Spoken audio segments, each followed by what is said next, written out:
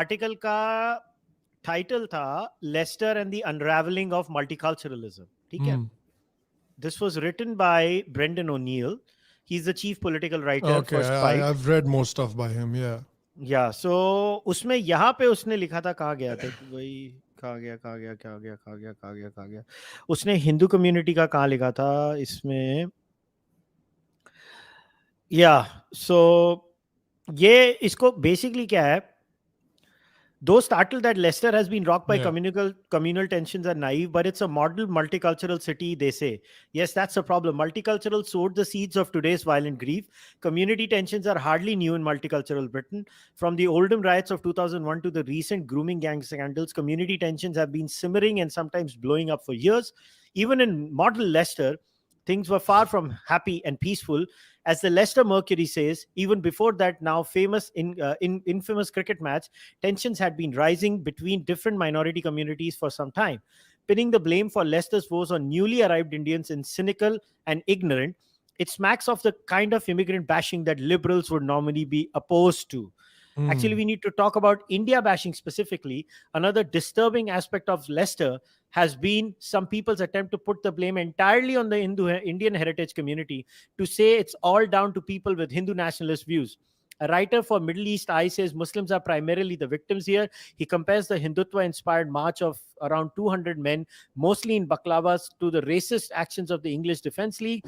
The identitarian set is always painting the Muslim community as blameless. There is, ironically, a powerful streak of racial infantilization in such Islam absolving narratives. The idea that Muslims are the cause of every problem in the UK is of course deeply bigoted, but so is the idea that they are never to blame for anything, that they are always just the wide-eyed innocent caught up in things. Now I want to talk about this larger point being made that multiculturalism has failed. I disagree. It's not multiculturalism that has failed.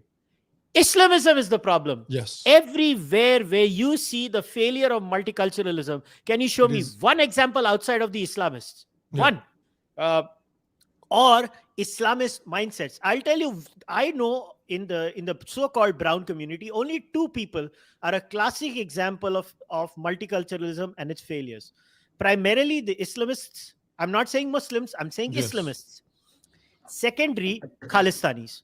These two are the obvious example of multiculturalism failing. But is multiculturalism only about the behavioral patterns of brown people? What about the soccer hooligans? Are they a success of multiculturalism?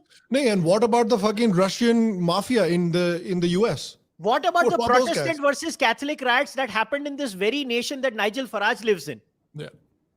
What about that? Is that a success of multiculturalism? अरे bomb blast हो रहे थे. You remember how was Mountbatten killed? There was a bloody bomb that went off under Margaret Thatcher during the Conservative convention in 81 or 82 or something like that. Na? वो क्या था?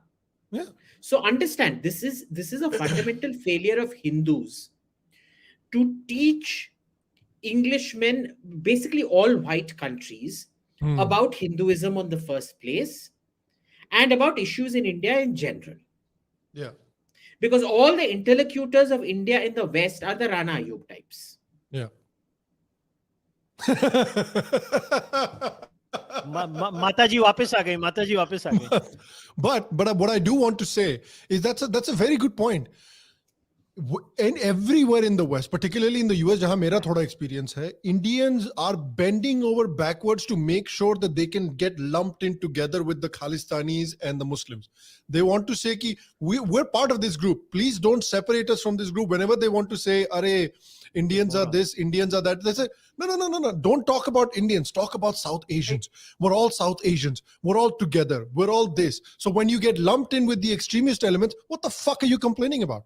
And what can the I fuck are make you complaining about? It's such a beautiful point you've made, Sham, but can I also add to one more obsession of the Indian mind over here is that they want to be lumped with them is because they have successfully played the victim narrative, and Indians want to play the victim narrative too.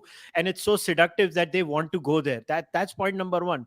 But the larger issue with the Indian community over here is they have no political consciousness. They don't, outside of the British Hindus, please, my British Hindu friends, I'm not talking about you. You're the British exception. Hindus are the real Chads outside of India. I'll give them that. You are the exception, not the norm.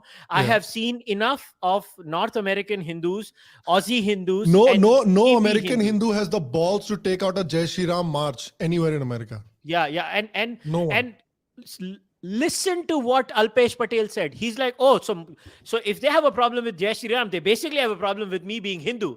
He did not flinch a second to say that. Yeah, he's 100% right. And by the way, I agree with that. So Jai Shri Ram. Jai Shri Ram. Jai Shri Ram. Yes. So we will all गाड़ मराओ सबके सब. साले जय श्री राम नहीं बोल सकते अभी हम लोग. साले कुत्ते के बच्चे. दूसरा, अयोध्या तो बस झांकी है, काशी मथुरा बाकी है. मिलके बोलो एक जबान, हिंदी हिंदू हिंदुस्तान. शारदा पीठ बाकी है बेटा, अभी रुको. शारदा पीठ भी बाकी है. शारदा पीठ भी बाकी है. तो ये, और दूसरा, आई थिंक जहां पे एक और लार्जर इश्यू के बारे में हमें चर्चा करनी चाहिए, वो है कॉम्प्लीमेंटैरिटी की. आई थिंक पहले कैसा होता कि जो डायस्पोरा हिंदूज होते थे, क्योंकि इंडिया बहुत गरीब था और पॉलिटिकली हिंदुत्व पावरफुल नहीं हुआ, तो मैं सीधा बात कर रहा हूं, मेरे को गोल गोल बातें करनी आती नहीं है जलेबी वाली. तो वो थोड़ा रिलेशनशिप थोड़ा लॉपसाइडेड था. एनआरआई हिंदूज हमेशा आते थे और हमको बताते थे कि देखो हम कितने अमीर हैं, हमारा बिल्डिंग्स कितना अच्छा है, हमारा देश कितना अच्छा है. अब अभी क्या हो गया कि इंडिया थोड़ा स्ट्रांग हो गया. तो अभी इंडिया स्ट्रांग होने की वजह से एक नई रियलिटी आने वाली है. See, eventually the west liked a poor India who they could fantasize and infantilize. Now the west has to deal with a new India. ये वाला जो है ना, ये कुत्ता भौंकता नहीं है, ये काटता भी है. ये काटेगा. ये अभी रशिया वाले केस में हमने नहीं सुना ना वेस्ट को, तो इनको समझ नहीं पड़ रहा है हमारे साथ क्या करें. इनको समझ में नहीं आ रहा है. तो ये जो नई रियलिटी प्ले हो रही है ना, so these are part of western foreign policy games where they will use players to narrate them. और अगर याद होगा, इसी पॉडकास्ट पे मैंने, अभिजीत और शाम ने कम से कम 3 साल पहले ये बात बोली थी, या 2 साल पहले, कि ये जो कर रहे हैं ये इवेंचुअली डायस्पोरा को भारी पड़ेगा और डायस्पोरा में रेसिस्ट अटैक्स होंगे. मगर किसने सोचा था शाम, लास्ट 1 साल के अटैक्स का तू डिस्प्रोपोर्शनेटली अगर रेस बेस्ड एनालिसिस करेगा कि अपने ही लोग अपने को मारेंगे. कौन सा गोरा मार रहा है हमको? गोरा तो नहीं, गोरा कुछ भी नहीं कर रहा. न्यूयॉर्क में इंटरेस्ट ही नहीं है. न्यूयॉर्क में मंदिर के ऊपर अटैक हुआ. न्यूयॉर्क में मंदिर के ऊपर अटैक हुआ, वो कौन निकला? खालिस्तानी. फ्रीमॉन्ट में टाको बेल में अटैक हुआ, वो कौन निकला? खालिस्तानी. बैप्स में अटैक हुआ टोरंटो में, वो कौन निकला? खालिस्तानी. अभी ये लेस्टर में हुआ, वो कौन निकले? ब्राउन मुसलमान. अरे यार, सब तो हमारे लोग हैं ना, भले पाकिस्तानी है, साले ओरिजिनल स्टॉक तो हमारा ही है. हमारे सबसे बड़े दुश्मन हमारे देश के बाहर हमारे अपने लोग हो गए हैं. और ये इसका कारण है डायस्पोरा का फेलियर. क्योंकि जो तूने ओरिजिनल पॉइंट बोला, वो जो वर्चुअल ब्लो जॉब्स देते रहते हैं जाके इन लोगों को कि नहीं हम भाई भाई भाई. देखो भाई, सिंपल सी बात है, ये भाई में भाई हो गया. सिंपल बात है. मैं हमेशा से कहता आया हूं, मेरे मुसलमान दोस्त हैं और मेरे सरदार दोस्त हैं और मेरे हमेशा रहेंगे. मगर पॉइंट ये है कि हम खालिस्तान और इस्लामिज्म को क्यों नहीं क्रिटिसाइज कर पाते इफेक्टिवली. ये हमारा फेलियर है, उनका नहीं है. हम क्यों नहीं बताते कि Khalistan is the, if there is casteism in North America and in the Western world, it is in the form of Khalistan. That is the only active casteist supremacist movement in the Western world today that is literally based on castists. Why are we not talking about it? There is और हम Indian Hindus जो India में रहते हैं, अभी technically मैं सिर्फ अभिजीत है इस समय इंडिया में, मगर मैं भी इंडिया में ही रहता हूं. मगर हम इंडियन हिंदूज को भी समझना पड़ेगा कि भाई हमारी हरकतों को भी हम थोड़ा टोन डाउन कर दें. हम why are we creating problems for Western Hindus और Hindus outside the India? हमारी जो हरकतें हैं, हम कैसे बात करते हैं, हम किससे बात करते हैं, हम किस तरीके से बात करते हैं, हमको सोच समझ के करना चाहिए ना. और सिमिलरली एनआरआई हिंदूज, ये जो कास्ट का डिस्कोर्स लगा के रखा हुआ है, it is a British construct, it is a British construct. भाई इंडिया को क्यों डैमेज कर रहे हो? It is not a British construct. India में आके रहो, तुमको पता चलेगा कौन सा कॉन्स्ट्रक्ट है वो. तो ये जो कॉम्प्लीमेंटैरिटी है ना, there is no communication between us. और देखो, ये नया रिलेशन है शाम, जिसमें पहले डायस्पोरा हिंदू का अपर हैंड था, अभी मैं I don't know how to say it, I am not saying this in a supremacist way, but अब इंडियन हिंदू का अपर हैंड है. India is the main player now, and the responsibility is on each and every Indian Hindu to make sure their actions do not cause troubles for the diaspora Hindus. That is our moral responsibilities as a global Hindu community, which we are failing at, in my view. Can you please explain how we're failing? एक बार जरा दोबारा बताना. यार अभी क्या बोले, किस समय पे किसके साथ कहां बात करनी चाहिए हमको पता नहीं आज. ठीक है, अब तू ट्विटर पे चले जा, कोई भी वेस्टर्न कमेंटेटर कुछ भी कमेंट मारेगा, कोई भी वेस्टर्न कमेंटेटर कुछ भी कमेंट मारेगा, उसके नीचे के है ना, तू कमेंट्स पढ़. अगर 100 कमेंट होंगे ना, 10 इंटेलिजेंट होंगे और 90 ऐसे टट्टी छाप कमेंट होंगे ना, उसकी पूरी माँ बहन बाप भाई पेल देते हैं. उसकी सारी माँ बहन बाप भाई पेल देते हैं. The first problem we have in this country is that just as ignorant as they are of us, that our outreach to the Anglophone and to white people in general seems to have failed. Why? Because humanities education in India is so shit, and the humanities are completely dominated by the left and by their narratives. और right wing लोग इस देश में इतने चूतिए होते हैं, कुछ पढ़ते नहीं है साले. ठीक है ना, साले कुछ भी पढ़ते नहीं है. No, but it's the truth. Let's be clear about it. Yeah. Let's be clear about it. Left wing पढ़े लिखे चूतिए होते हैं, राइट विंग अनपढ़ गवार चूतिए होते हैं. That's well said. This is number one. So, first of all, these people just refuse to read humanities.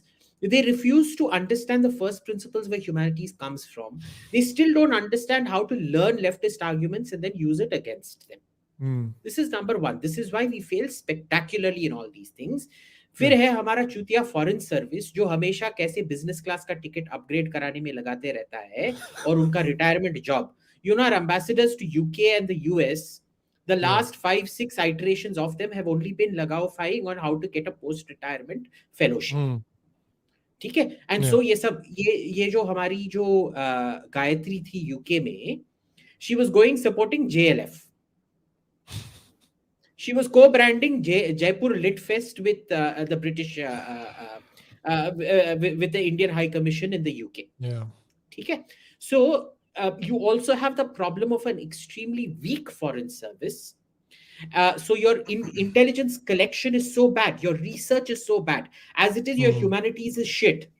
जब 80,000 rupees is the budget for a PhD student per year in JNU, which is apparently of finest humanities university, तुम कैसे UK में, अगर तुम UK politics पे PhD कर रहे हो, तुम कैसे बैठ के 80,000 rupees per month per year पे करोगे बॉस? 80,000 पे तो तुमको टिकट भी नहीं मिलेगा शायद. आजकल economy class ticket return to Toronto मेरे स्क्रीन में दिखाई दे रहा है, 1,30,000 for economy class, rock bottom fare, this thing 1 lakh. बहुत महंगा है, बहुत महंगा है, बहुत महंगा है. So you are not focusing on this at all, which is why your outreach is bad. And even within India, जो नलिन मेहता ने वो गील वर्निये और क्रिस्टोफ जाफ्रेलो का जो Ashoka university centre for propaganda है, they call it the centre for statistics, उसकी माँ बहन करके रख दी थी.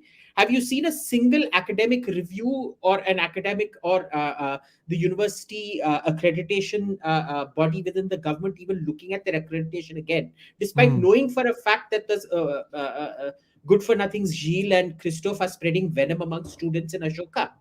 Why should they even be recognized? Why should their degrees even be recognized in the first place? They should have been de-recognized, and they should have been made to apologize for their miscategorization, which they've refused to do. Right? So first, let's look within ourselves. Number one. Number two, let us also recognize कि जो British Hindu हैं, वो हिंदुस्तानी हिंदुओं की तरह चूतिए नहीं हैं. They have invested in themselves pretty well. They are the best equipped of all the Hindus in the West to deal with this, which is why they realized that they were not a way of they weren't in a position to electorally inflict a defeat on Labour, because their numbers aren't big enough. When Labour was going super anti-Hindu and pro-Pakistani and pro-jihadi under Jeremy Corbyn, so what they did was they used what they're very good at, money. and they denied Labour funding, and they shifted all their funding to the Tories.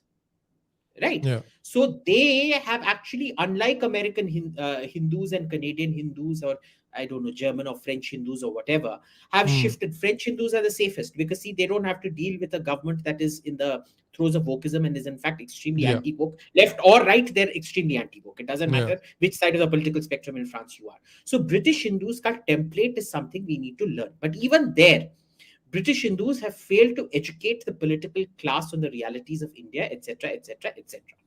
The third is this notion. Now, remember, Sikhs and Hindus for a long time used to live together, right? Which was, they identified themselves as Hindus.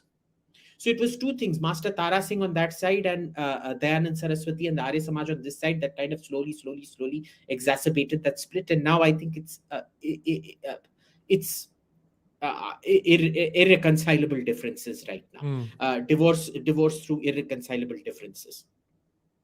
But Muslims and Hindus never actually live together. This Ganga Jamuni Tehzeeb is complete nonsense because they lived in ghettoized communities of each other.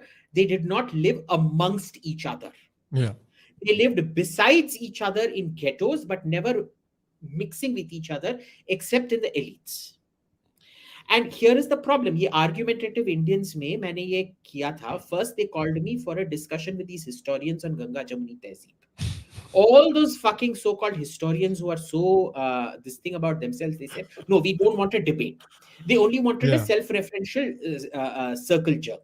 So जैसे Japanese porn में बुकाके होता है ना, बुकाके circles. तो वो चूतिए साले बुकाके circle करना चाहते थे, and they did बुकाके. ठीक है, you go watch that video, Ganga Jamuni Tehzeeb पे, argumentative Indians पे, it will show you बुकाके circle jerk. And so the organizer there was very apologetic, and he called me for a rebuttal. And the poor guys, the audience started jumping on him because he was just presenting their point of view to me. Okay. And the thing was, all their examples were Hindus bending over backwards to accommodate Islamic sentiments, and nothing of Muslims bending over even an inch to accommodate Hindu sentiment. Except that somehow using Krishna in a poem or Radha in a poem indicates syncretism. Okay. Or using an inverted lotus atop the Taj Mahal indicates syncretism. ऐसे चूतिए जैसे arguments वो historian के बुका के cycle ने दे रखा था. So there are all these narratives that you need to sit down and explain to the West. Take a simple example. Your so-called extreme right in America that everybody hates, Tucker Carlson or Ben Shapiro. Who are their go-tos on India? It is still Ramchandra Guha and co. Else would Tucker Carlson have said what he said? Sure, you can separate till 1857 East India Company rule and then the British after that. Okay. But tell me, if you go through the documentation of Sati, because he brought up Sati, so I'm bringing it up. You read Meenakshi Jain's book, which is the only book that has documented all the cases of Sati. Total over a 2,000-year period, you're looking about 3,000 cases of Sati. Now, under British rule, every 10 years, you had a famine that would kill off between 13 to 14 to a minimum of 1.5 to 3 million people. So even that, now 3,000 satis over a 2,000-year period is what? Approximately 1.5 satis per year or less, 1.25 satis per year.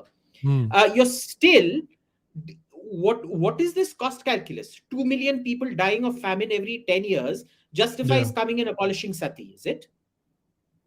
Right? Exactly. So, but see again, what is the point in blaming them?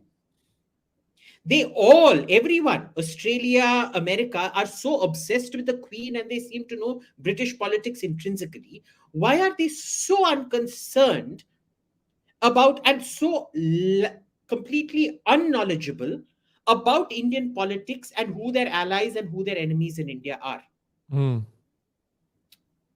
We have to blame ourselves. Yeah, Look within ourselves. That's the point, because I've seen a few comments जो बोल रहे हैं कि यार तुम लोग